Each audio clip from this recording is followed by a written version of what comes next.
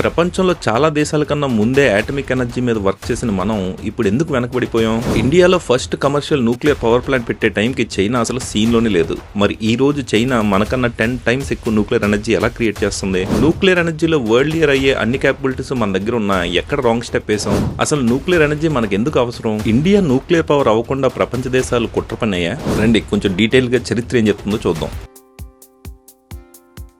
Hello everyone, welcome to world affairs. I am Sampath. Content నచ్చితే please like and subscribe. ఒక uranium palette తో 1 ton coal generate చేసే ఎలక్ట్రిసిటీని మనం generate చేయొచ్చు. అంతేకాదు ఈ న్యూక్లియర్ ఎనర్జీ నుంచి almost zero pollution, solar wind energy కన్నా కూడా తక్కువ గ్రీన్ హౌస్ గ్యాసెస్ ని రిలీజ్ చేస్తుంది. పొల్యూషన్ పెరిగిపోతున్న మనలాంటి దేశాలకి ఇది చాలా చాలా అవసరం. అయితే ఇండియా చాలా దేశాల కన్నా ముందే 1944 నుంచే ఆటమిక్ ఎనర్జీ మీద వర్క్ చేయడం స్టార్ట్ చేసింది. ఈ ఆటమిక్ ఎనర్జీ ఇండియాలో స్టార్ట్ చేసిన మేధావి డాక్టర్ హోమీ జహంగీర్ బాబా. ఇతను ఆర్జేడీ టాటాతో కలిసి 1945 లోనే Tata institute of fundamental research ని స్టార్ట్ చేశారు. 1956లోనే 1 మెగావాట్ కెపాసిటీ ఉన్న ఫస్ట్ టెస్ట్ న్యూక్లియర్ రియాక్టర్ అప్సరాని బిల్డ్ చేశారు. ఇది ఏషియాలోనే ఫస్ట్ న్యూక్లియర్ రియాక్టర్. 1960 వచ్చేసరికి దీని కెపాసిటీని 40 మెగావాట్లు పెంచుతూ సెకండ్ టెస్ట్ న్యూక్లియర్ రియాక్టర్ ని సైరస్ ని కూడా బిల్డ్ చేశారు. ఈ 2 టెస్ట్ న్యూక్లియర్ రియాక్టర్లు బిల్డ్ చేయడానికి కెనడాతోని ఇంగ్లాండ్ తోని కొలాబరేట్ అయ్యి పనిచేశారు. 1969 మన అటామిక్ రీసెర్చ్ లోనే ఒక మైల్ స్టోన్. ఈ సంవత్సరం ఫస్ట్ కమర్షియల్ పవర్ ప్లాంట్ ని కట్టారు, తారాపూర్ అటామిక్ పవర్ స్టేషన్. ఇందులో 2 రియాక్టర్స్ ఉన్నాయి, ట్యాప్స్ 1 అండ్ ట్యాప్స్ 2. దగ్గర 200 మెగావాట్ కెపాసిటీ దీనిది. ఇది కట్టడానికి మన వాళ్ళు యుఎస్ తో కొలాబరేట్ అయ్యారు. ఇక్కడ నుంచి ఒక 55 సంవత్సరాలు ఫాస్ట్ ఫార్వర్డ్ చేస్తే ఈ రోజు చైనా దగ్గర 58 న్యూక్లియర్ రియాక్టర్స్ ఉన్నాయి. మరి మన దగ్గర 24 ఉన్నాయి. చైనా మొత్తం 60 గీగావాట్ ఎలక్ట్రిసిటీని జనరేట్ చేస్తే మనం 9 గీగావాట్ మాత్రమే జనరేట్ చేయగలుగుతున్నాం. ఇది మన ఇండియా అవసరాలకి జస్ట్ 3 to 4% మాత్రమే. మరి అందరికన్నా ముందు ఈ టెక్నాలజీ నేర్చుకుని ఇంప్లిమెంట్ చేసిన మనం ఇప్పుడు న్యూక్లియర్ రియాక్టర్స్ ఎందుకు కట్టలేకపోతున్నాం? 1956 లో ఉన్న స్పీడ్ ఇప్పటికీ కంటిన్యూ అయ్యి ఉంటే ఈ రోజు ఇండియా ప్రపంచంలోనే ఒక వరల్డ్ న్యూక్లియర్ సూపర్ పవర్ కింద ఉండేది. మరి ఏం జరిగింది?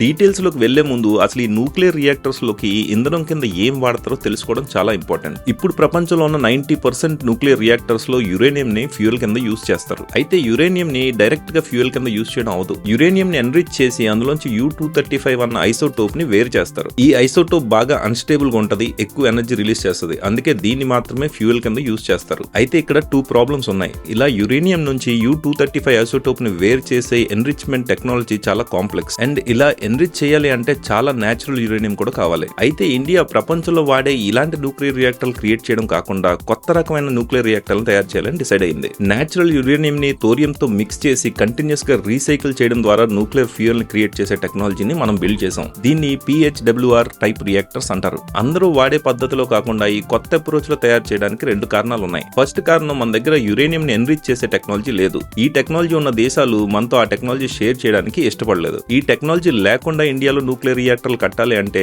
ఎన్రిచ్డ్ యురేనియం ని ఇంపోర్ట్ చేసుకుంటూ ఉండాలి. అంటే మన ఆటమిక్ ప్రోగ్రామ్ ఎప్పుడు పక్క దేశం మీద డిపెండ్ అయి ఉంటది. రెండోది, ఇండియాలో ముఖ్యంగా సౌత్ ఇండియన్ బీచెస్ లో చాలా థోరియం డిపాజిట్స్ ఉన్నాయి. సో మన దగ్గర ఉన్న నేచురల్ యురేనియం ని, మన దగ్గర ఉన్న థోరియం ని మిక్స్ చేసి ఫ్యూయల్ క్రియేట్ చేసే టెక్నాలజీని మనం బిల్డ్ చేసుకుంటే వేరే దేశాలతో సంబంధం లేకుండా మన అటామిక్ ఎనర్జీ ముందుకు సాగొచ్చని ప్లాన్ చేశారు. ఈ కొత్త టెక్నాలజీని బిల్డ్ చేయడానికి 1965 లోనే Rajasthan atomic power project unit 1 ని కెనడాతో కొలాబరేట్ అయ్యి స్టార్ట్ చేసాం. కరెక్ట్ గా ఇలాగే అటామిక్ ఎనర్జీలో అడ్వాన్స్ అవుతున్న స్టేజ్ లో 1966 లో లాల్ బహదూర్ శాస్త్రి మన ప్రైమ్ మినిస్టర్ రష్యాలో హార్ట్ అటాక్ తో చనిపోయారు. అటామిక్ రీసెర్చ్ ని ఎంకరేజ్ చేస్తున్నందుకే లాల్ బహదూర్ శాస్త్రిని పాయిజన్ చేసి రష్యా చంపిందని ఒక రూమర్ ఉంది. ఇది జరిగిన కొన్నాళ్ళకే మన అటామిక్ రీసెర్చ్ ని లీడ్ చేస్తున్న హోమీ బాబా కూడా ఒక ఫ్లైట్ యాక్సిడెంట్ లో సస్పీషియస్ గా చనిపోయారు. రష్యా, అమెరికా న్యూక్లియర్ వెపన్స్ పోటాపోటీగా తయారు చేస్తున్న కోల్డ్ వార్ టైంలో ఇండియా కూడా ఒక అటామిక్ పవర్ అవుతుందన్న భయంతో రష్యానో యుఎస్ తో ఈ మర్డర్స్ చేయించుంటాయని ఒక థియరీ ఉంది. కానీ ప్రూఫ్స్ లేవు కాబట్టి మన ఫెయిల్యూర్స్ ని వాళ్ళని బ్లేమ్ చేయడం అనవసరం. ఇలా అటామిక్ రీసెర్చ్ ఇండియాలో బాగా ఫాస్ట్ గా ప్రోగ్రెస్ అవుతున్న టైంలో 1974 లో మనం ఒక న్యూక్లియర్ బాంబు టెస్ట్ చేసాం. ఈ ఆపరేషన్ పేరు smiling Buddha.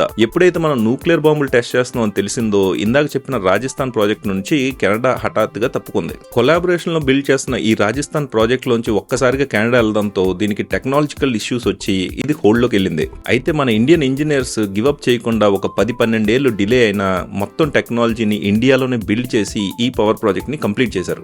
Rajasthan power project లో మనం నేర్చుకున్న టెక్నాలజీతో 1970s లో from scratch Madras atomic power station ని బిల్డ్ చేసాం. అయితే ఇది కట్టడానికి కూడా 13 నుంచి 16 ఏళ్లు పట్టింది. ఈ టైంలో ప్రపంచం మొత్తం ఎన్రిచ్డ్ యురేనియం PWR టైప్ రియాక్టర్లు కట్టుకుంటా ఆ టెక్నాలజీలో బాగా అడ్వాన్స్ అయ్యారు. ఇండియా మాత్రం థోరియం యూజ్ చేసే PWHR రియాక్టర్స్ మీద ఫోకస్ చేసింది. ఇదే ఆ టైంలో ఇండియా చేసిన ఒక స్ట్రాటజికల్ మిస్టేక్. PHWR టెక్నాలజీతో పాటు PWR టెక్నాలజీ టెక్నాలజీ మీద కూడా ప్యారలల్ గా వర్క్ చేసి ఉంటే ఈ రోజు సిచ్యువేషన్ డిఫరెంట్ గా ఉండేది. ఈ విషయాన్ని ఇండియా గ్రహించి PWR టెక్నాలజీ మీద కూడా ప్యారలల్ గా వర్క్ చేయాలని ట్రై చేసింది. 1988 లో సోవియట్ యూనియన్ తో కలిసి కందూకులం పవర్ ప్రాజెక్ట్ ని ప్లాన్ చేసింది. ఈ పవర్ ప్రాజెక్ట్ కంప్లీట్ అయ్యి ఉంటే ఎన్రిచ్డ్ యురేనియం టెక్నాలజీ కూడా ఇండియాకు వచ్చిండేది. 1991 లో సోవియట్ యూనియన్ ముక్కలవడంతో ఈ ప్రాజెక్ట్ కి బ్రేక్స్ పడ్డాయి. దీనికి తోడు 1998 లో మనం చేసిన పోఖ్రాన్ న్యూక్లియర్ టెస్టుల వల్ల కూడా మనమే చాలా శాంక్షన్స్ పెట్టి ఈ టెక్నాలజీ ట్రాన్స్ఫర్ ని అన్ని దేశాలు ఆపేశాయి. దీంతో ఈ PWR టెక్నాలజీతో ఉన్న పవర్ ప్రాజెక్టు ఒక 15 years పాటు హోల్డ్ లోకి వెళ్ళిపోయింది. 2003 వరకు మళ్ళీ స్టార్ట్ అవ్వలేదు. ఇది జస్ట్ డిలే కాదు,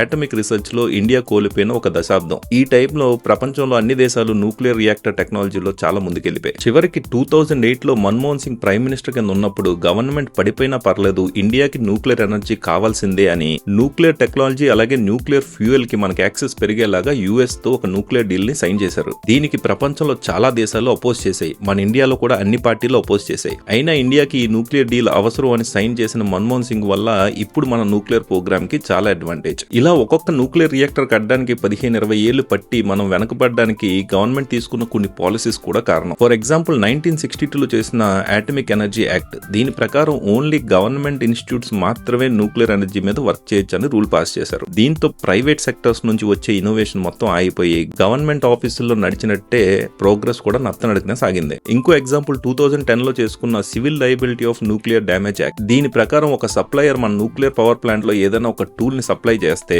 అది ప్రొడక్షన్ లోకి వెళ్ళిన 10 ఏళ్ల తర్వాత పేలిపోయినా దానికి రెస్పాన్సిబిలిటీ ఆ సప్లయరే. ఇలాంటి టఫ్ రూల్స్ పెట్టడం వల్ల ప్రపంచంలో ఉన్న చాలా సప్లయర్స్ మన ఇండియాలో న్యూక్లియర్ రియాక్టర్స్ కి టెక్నాలజీని షేర్ చేయడం మానేశారు. అంతేకాదు ఈ న్యూక్లియర్ రియాక్టర్స్ ని ఎక్కడ పడితే అక్కడ కట్టలేం. ఇందులో ఏదైనా చిన్న యాక్సిడెంట్ జరిగితే చాలా మంది ప్రాణాలు పోతాయి. సో ఈ న్యూక్లియర్ రియాక్టర్స్ కి అప్రూవల్స్ తెచ్చుకోవడం ఇండియాలో చాలా కష్టం. ప్రపంచ దేశాలు అన్ని చోట్ల ఈ న్యూక్లియర్ రియాక్టర్స్ కట్టాలంటే ఒక స్టాండర్డ్ సెట్ ఆఫ్ రూల్స్ ని ఫ్రేమ్ చేశారు. మన ఇండియాలో అలా లేదు. ప్రతి న్యూక్లియర్ రియాక్టర్ కి ఫ్రమ్ స్క్రాచ్ అన్ని రివ్యూలు చేస్తారు. ఇది చెయ్యాలంటే అప్రూవల్ రావడానికి 5 నుంచి 10 ఏళ్ళు పడుతుంది. ఈ కారణాలన్నిటి వల్ల మన ఇండియా న్యూక్లియర్ రేస్ లో బాగా వెనకబడిపోయింది. ఇక్కడ దురదృష్టం ఏంటంటే మన దగ్గర హోమీ బాబా, RJD టాటా లాంటి విజనరీస్ ఉన్నారు. దేశానికి ఆటమిక్ ఎనర్జీ చాలా అవసరం అని గ్రహించిన లాల్ బహదూర్ శాస్త్రి, మన్మోహన్ సింగ్ లాంటి ప్రైమ్ మినిస్టర్స్ కూడా ఉన్నారు. ఇంత కష్టమైన టెక్నాలజీని రీసెర్చ్ చేసి నేర్చుకుని ఇంప్లిమెంట్ చేయగలిగే జీనియస్ సైంటిస్ట్ కూడా ఉన్నారు. దీని పవర్ ఏంటో తెలుసుకుని అందరికన్నా ముందే పని కూడా స్టార్ట్ చేశాం. కానీ అలసత్వం వల్ల మన ప్రోగ్రెస్ ని మనమే బ్లాక్ చేసుకునే టఫ్ పాలసీస్ వల్ల, కొన్ని రాంగ్ స్ట్రాటజికల్ మిస్టేక్స్ వల్ల, కెనడా, US, UK, రష్యా లాంటి దేశాలని గుడ్డిగా నమ్మడం వల్ల ఎక్కడో ఉండాల్సిన మన న్యూక్లియర్ క్యాపబిలిటీ ఈ రోజు వెనకబడిపోయింది. ఇది ఇండియాకి ఒక చాలా పెద్ద మిస్డ్ ఆపర్చునిటీ. ఇలాంటి హిస్టరీ నుంచి మనం ఇప్పటికైనా నేర్చుకుని ఇప్పుడు ప్రపంచంలో ఉన్న లేటెస్ట్ టెక్నాలజీస్, అది AI కానీ స్పేస్ టెక్ కానీ, వాటిని ఐడెంటిఫై చేసి వాటి మీద ఫోకస్ చేస్తే కనీసం వచ్చే 20-30 ఏళ్ళకైనా ఇండియా నిజంగా విశ్వగురు అయ్యే ఛాన్స్ ఉంది. అలా కాదని విగ్రహాలు కట్టుకుంటాం, ఔరంగజేబు సమాధి తవ్వుకుని రీసెర్చ్ చేస్తాం అంటే అది వేరే విషయం.